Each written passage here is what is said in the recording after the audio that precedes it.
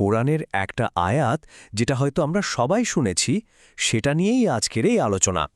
কিন্তু যদি বলি এর প্রচলিত অনুবাদে একটা শব্দের কারণে হয়তো পুরো অর্থটাই বদলে গেছে, চলুন এই ভাষাগত রহস্যটা একটু ঘেঁটে দেখা যাক।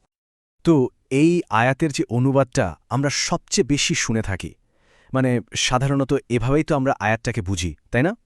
কিন্তু আজকের এই আলোচনাটা ঠিক এই পরিচিত ধারণাটাকেই একটা বড় প্রশ্নচিহ্নের সামনে দাঁড় করাবে। আর ঠিক এই প্রশ্নটা নিয়েই আমাদের আজকের পুরো আলোচনা। ডক্টর কাশেফ খান তার বিশ্লেষণে এই ধাঁধারই একটা সমাধানের চেষ্টা করেছেন।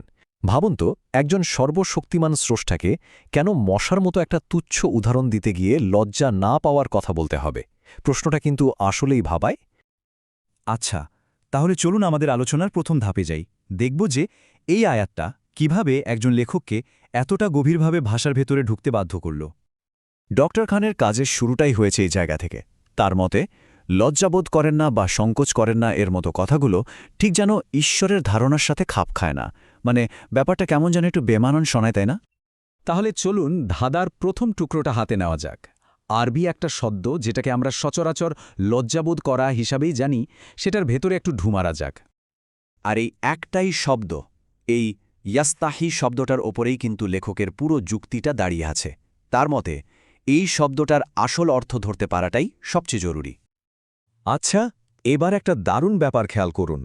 লেখক এখানে একটা বড়সড় অসঙ্গতি তুলে ধরেছেন। তিনি দেখাচ্ছেন যে কোরআনের অন্য আয়াতে ঠিক একই মূল থেকে আসা শব্দকে কিন্তু সম্পূর্ণ ভিন্ন একটা অর্থে অনুবাদ করা হয়েছে। তো লেখকের মূল ভাষাগত দাবিটা কি?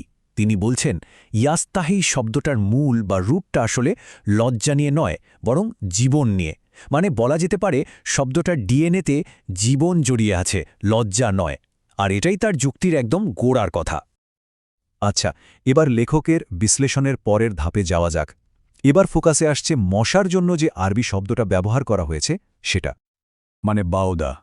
তো লেখক এখানে আরেকটা প্রশ্ন তুলেছেন, এই যে বাউদা শব্দটা, এর মানে কি আসলেই মশা, নাকি এরও কোনো ভিন্ন অর্থ থাকতে পারে যা আমরা ভাবতেই পারিনি?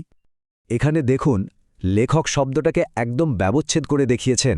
এর উপসর্গ বা মূল আউদ আর প্রত্যয় আহা সব কিছু ভেঙে তিনি দেখাচ্ছেন যে কিভাবে এগুলো মিলেমিশে মশার বদলে সম্পূর্ণ অন্য একটা অর্থ তৈরি করতে পারে। প্রত্যেকটা অংশেরই এখানে একটা ভূমিকা আছে। তো এই সবগুলো অংশকে একসাথে জোড়া দিয়ে লেখক যে সিদ্ধান্তে এসেছেন তা হল বাউদাহা আসলে কোনো পোকামাকড় বা পতঙ্গকে বোঝাচ্ছে না, বরং এটা জীবনের একটা বেদনাদায়ক আর ঘৃণ্য অবস্থা বা স্টেটকে বোঝাচ্ছে। তাহলে এতক্ষণে আমরা দুটো শব্দের নতুন অর্থ পেলাম। এবার তাহলে সবথেকে মজার অংশে আসা যাক। এই দুটো নতুন অর্থকে একসাথে করলে পুরো অনুবাদটা কেমন দাঁড়ায়, চলুন সেটা দেখি। তো প্রথমে ইয়াস্তাহির অর্থটা কি দাঁড়ালো? জীবন দান করা। আর বাউদাহার অর্থ দাঁড়ালো একটি বেদনাদায়ক ঘৃণ্য অবস্থা। এবার এ দুটোকে একসাথে মিলিয়ে দেখা যাক।